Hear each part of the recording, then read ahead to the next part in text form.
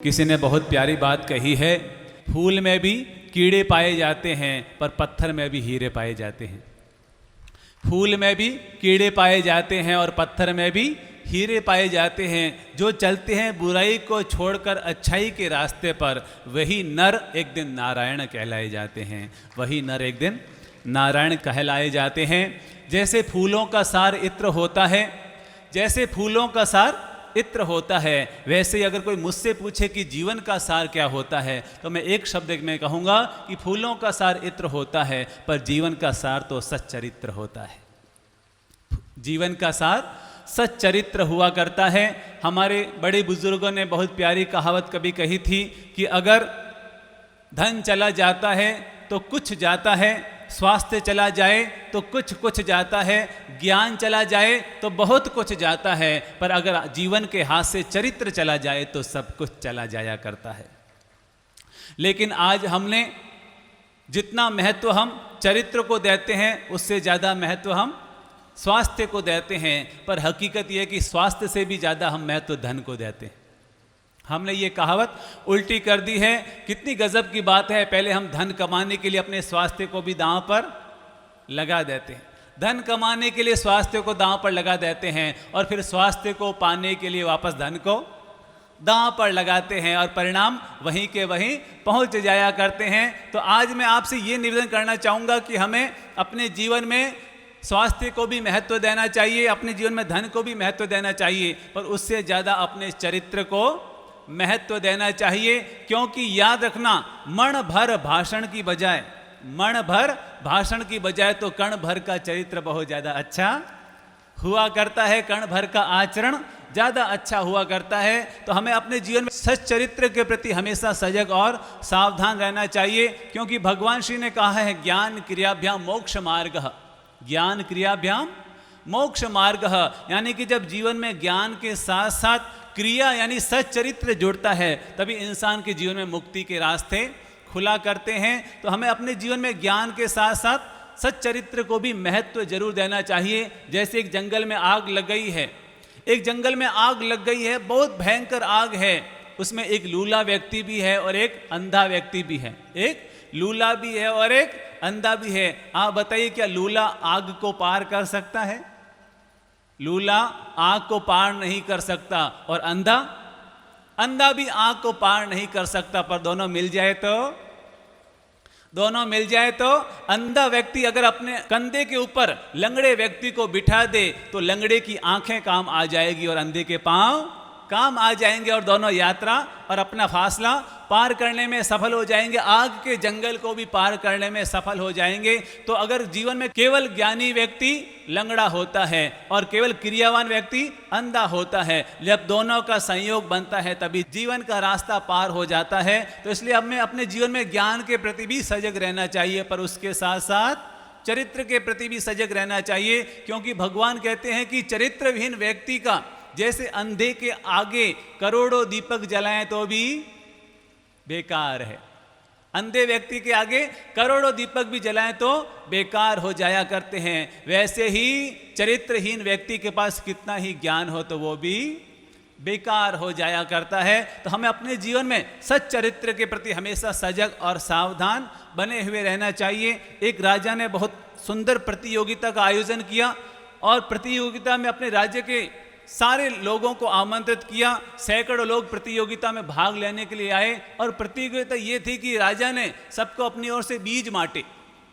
सबको अपनी ओर से बीजों की पुड़िया दी और कहा कि इस बीजों की पुड़िया को घर ले जाना है और अपने घर में एक गमला लेना है और गमले में ये बीजों को डालना है, और जिसका पौधा सुंदर आएगा, खूबसूरत आएगा, शानदार आएगा, उसको 10,000 स्वर्ण मुद्राओं का इनाम दिया जाएगा।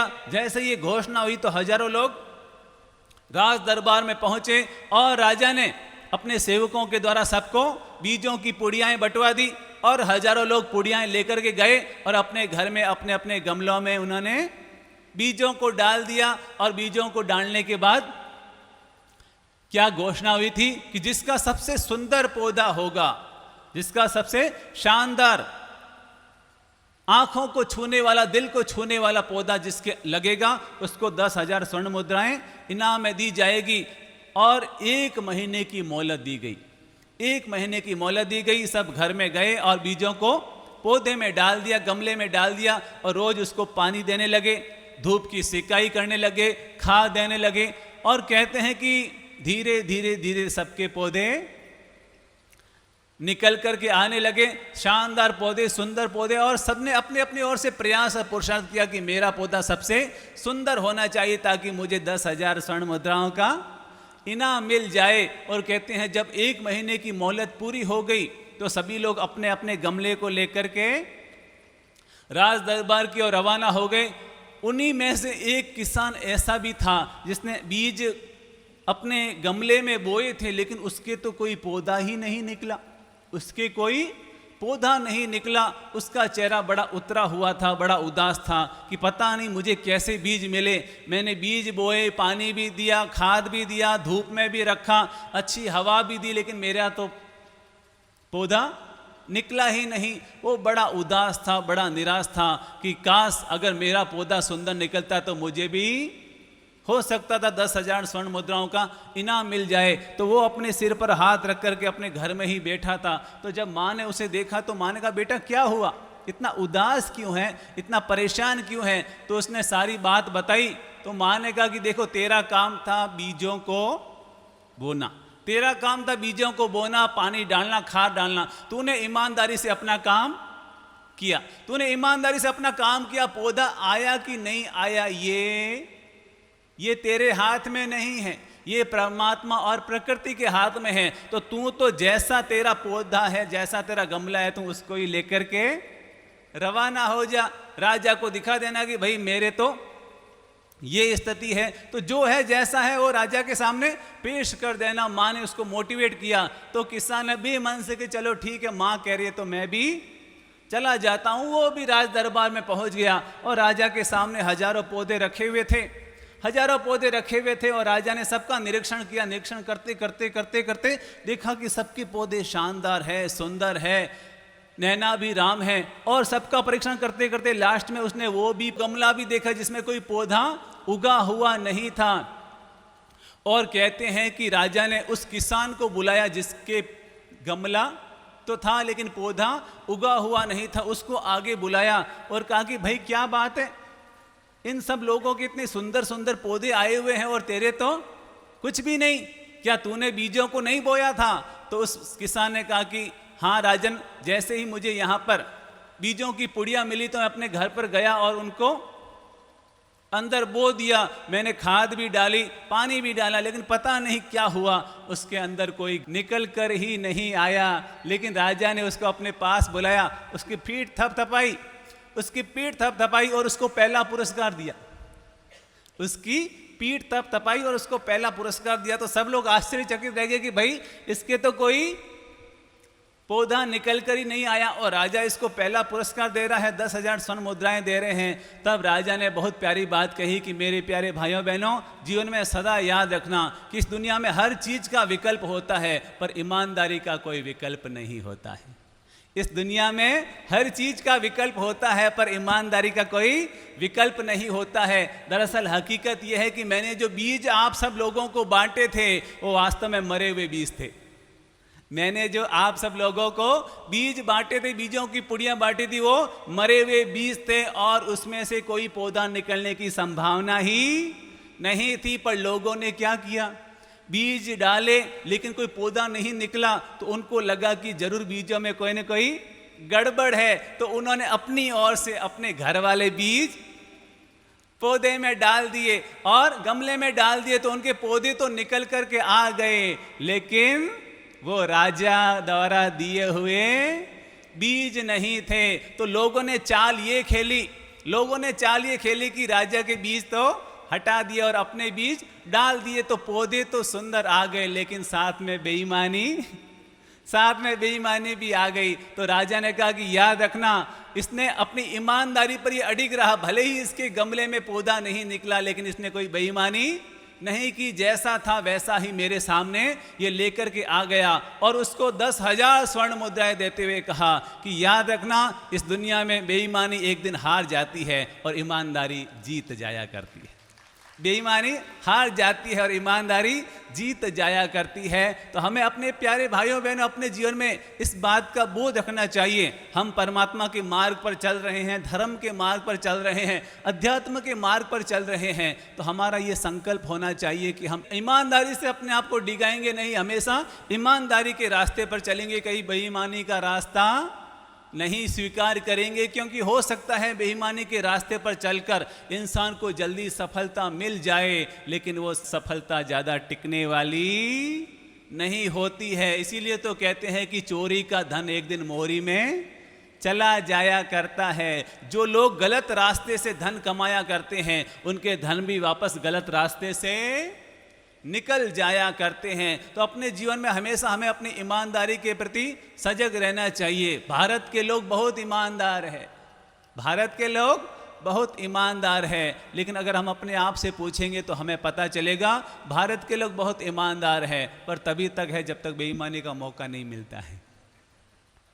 अगर बेईमानी का मौका मिले फिर भी अगर हम ईमानदार रहे तो समझ लेना हम सच्चे ईमानदार है। होता क्या, जैसे हम एक रास्ते से जा रहे हैं, रास्ते से जाते जाते अगर हमारे सामने कोई चाबी का झुमका मिल जाए, अगर चाबी का झुमका मिल जाए तो हम तुरंत उसको कहते हैं अरे किसका है, किसका है, किसका है, जिसका भी है वो ले जाओ। और अगर चलते चलते सामने कोई सोने की चैन मिल जाए तो क्या करते हैं? सोने की चैन मिल जाए तो पहले उसको चेक करते हैं ये सही है या खोटी है या खरी है। अगर खोटी है तो सबको दिखाते भाई किसकी है, और खरी है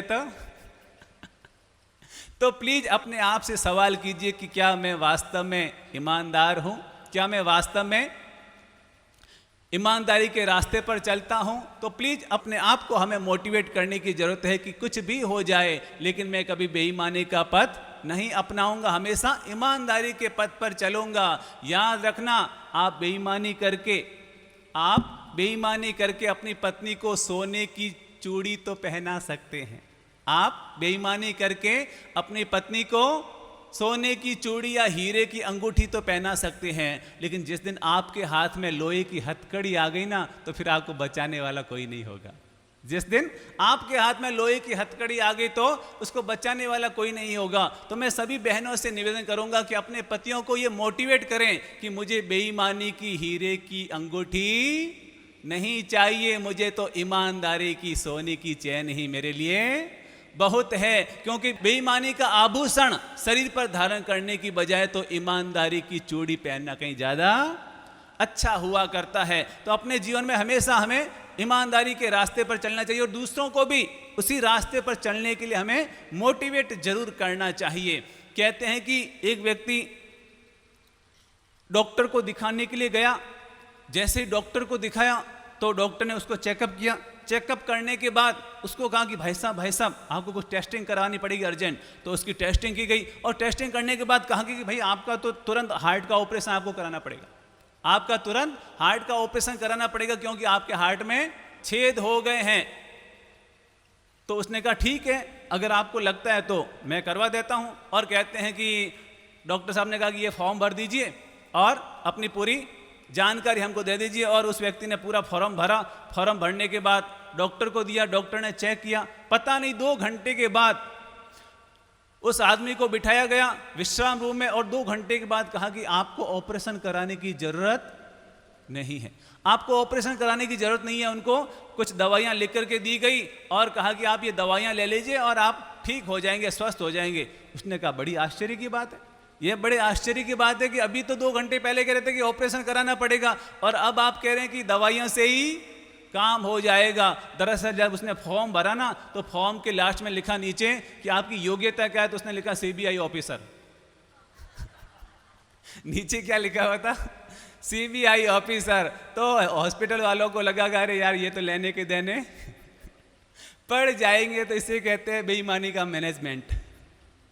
तो प्लीज अपने जीवन में कभी हमें ऐसा रास्ता अख्तियार नहीं करना चाहिए। मैं रतलाम की घटना बताना चाहूँगा। रतलाम से गैलडा जी हमारे पास आए, उन्होंने अपने जीवन से जुड़ी हुई घटना बताई कि हमारे दवाइयों का व्यापार है, बहुत बड़ा व्यापार है, खूब कमाई होती है, और हम गुरुदेव के प्रवचन भी वो रोज टीवी पर सुनते हैं। तो उन्होंने बताया कि हम जो दवाइयों का व्यापार करते हैं, होलसेल का व्यापार है, तो उसमें यानी कि हम गर्भ निरोधक वाली दवाइयाँ भी बेचते हैं, भ्रूण हत्या करने वाली दवाइयाँ भी हम बेचते हैं, और नॉनवेज से जुड़ी हुई दवाइयाँ भी बेचते हैं। लेकिन जब हमने गुरुदेव के प्रवचन को सुना तो हमें लगा कि हम ये ठीक नहीं कर रहे हैं, ये हम ठीक नहीं कर रहे हैं। तो उन्होंने बताया कि पहले जब हम ये दवाइयाँ बेचते थे तो हमारे महीने में 1 लाख से ज़्यादा कमाई केवल इन्हीं दवाइयों से होती थी। लेकिन पता नहीं, इन दवाइयों से कमाई तो होती थी, लेकिन 15-20 दिन के जाते जाते कोई ना कोई घर में एक ऐसी मुसीबत जरूर आती थी कि उससे वापस खर्चा भी हो जाया करता था। तो जब हमने आपके प्रवचनों को सुना तो हमें रियलाइज हुआ कि हमें ये काम नहीं करना चाहिए। हमने घर में मीटिंग की, और घर में मीटिंग करने के बाद ये फैसला हुआ कि आज के बाद हम ये दवाइयाँ नहीं बेचेंगे, आज के बाद हम शुद्ध और सात्विक दवाइयाँ ही बेचेंगे। और उन गेलड़ा जी ने गुरुदेव को बताया कि जब हमने दवाइयाँ बेचनी बंद कर दी तो ये बात सच है कि हमारी कमाई उससे थोड़ी कम हुई। जब हमने ये दवाइयाँ बेचनी बंद कर दी तो उससे हमारी कमाई तो कम हुई, लेकिन सच ये बात है कि जितनी भी उससे भले ही थोड़ी कमाई हुई, धन की आवक तो कम हुई, पर उस धन से फड़ेपा हमें इतना हुआ कि हम बता नहीं सकते। फिर हमारे घर में ऐसी जल्दी से कोई परेशानी और दिक्कत नहीं आने लगी। जब गुरुदेव ने ये सुना तो गुरुदेव ने कहा कि मेरे प्यारे भाई, जीवन में सदा याद रखना कि अगर हम भलाई करते हैं तो वापस भला लाभ होकर के जरूर आता है। जब हम दूसरों पर दया करते हैं तो दया करुणा के रूप में वापस जरूर आती है। क्योंकि जो लोग बेईमानी को छोड़कर ईमानदारी के रास्ते पर चलते हैं, भले ही कमाई कम होती है, पर लक्ष्मी जी और महावीर जी उन पर ज़्यादा मेहरबान हुआ करते हैं। तो हमें अपने जीवन में हमेशा ईमानदारी के रास्ते पर चलना चाहिए, और उसका पहला संकल्प ये है कि हम अपने घर में कभी बेईमानी का धन नहीं आने देंगे। हम अपने घर में कहीं बेईमानी का धन नहीं आने देंगे। नंबर 2, हम कभी भी रिश्वतखोरी नहीं करेंगे। नंबर 3, हम कभी किसी को धोखा और विश्वासघात नहीं करेंगे। नंबर 4, हम कभी भी मिलावट का काम नहीं करेंगे। नंबर 5, हम कभी भी झूठा माप और तोल नहीं करेंगे। नंबर 6, अगर हमने किसी से कोई सामान लिया है, अगर हमने किसी से कोई सामान लिया है तो सामान लेकर वापस मुकरेंगे नहीं, समय आने पर वापस उनको हम प्रदान कर देंगे। एक शहर की घटना है, एक मालूम आप बड़े धर्मात्मा थे, मंदिर भी जाते थे, पूजा भी करते थे, तिलक भी लगाते थे, समाज में दान चंदा भी करते थे, लेकिन उनकी एक गलत आदत थी कि वो दूसरों का धन दबा देते थे। तो लोगों ने कहा कि आप इतने धर्मात्मा हैं, लोगों का धन खा लेते हैं, लोगों का धन दबा देते हैं। तो उन्होंने कहा कि भाई शास्त्रों में लिखा है प्याज मत खाओ, आलू मत खाओ, क्योंकि इसमें जीव होते हैं। नोट में कोई जीव थोड़ी होते हैं, उसको आराम से खा सकते हैं।